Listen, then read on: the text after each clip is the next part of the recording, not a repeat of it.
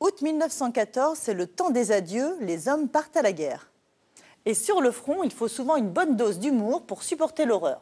Illustrer la Der des Der en 10 tomes, c'est le projet d'Étienne Leroux.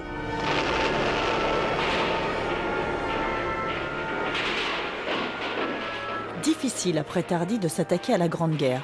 Ici, 8 soldats la découvrent. Il y a Pierre le débrouillard, Armand le tendre et Denis la brute. Étienne les aime tous. Ah, mais Denis, c'est la grande gueule, c'est le mauvais caractère, tout ça, c'est un vrai bonheur à faire jouer. C'est quand même plus agréable à faire jouer que celui qui est tout le temps impassible. Non, non, ils sont tous, par contraste, ils sont tous agréables à faire vivre, il n'y a aucun problème, quoi. Pour l'instant, il n'y en a aucun de mort dans les 2 albums qui viennent de sortir. J'aurais du mal, je pense, à les tuer. Et puis, il y a la complicité avec son scénariste. Corbeyran le laisse libre de s'exprimer avec de belles pages sépia, pleines de réalisme, résultat de 2 années de recherche.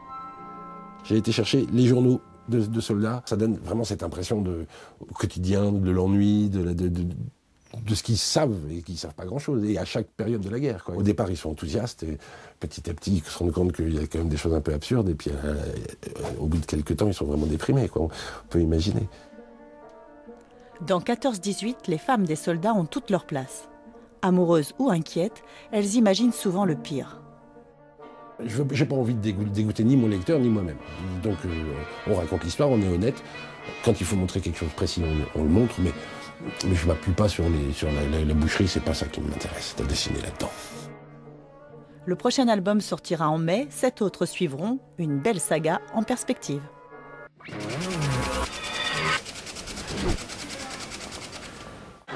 Il y a un truc qui est très chelou dans les chichas, c'est qu'ils mettent des clips à longueur de journée à la télé, et ils coupent le son de la télé et ils mettent un autre CD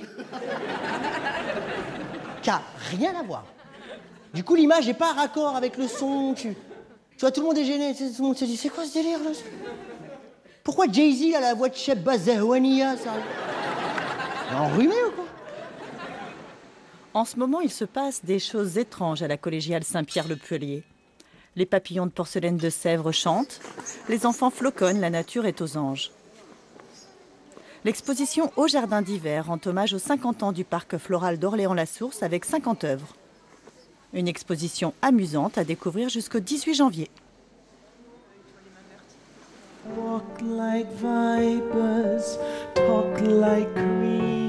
Et l'on referme cet agenda avec une voix rare, celle d'Hélène Barnes.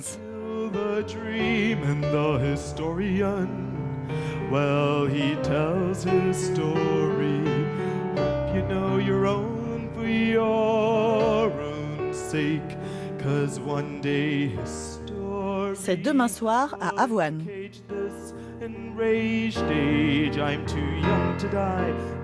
Prochaine direction, jouer les tours pour le dernier concert d'As de Trèfle.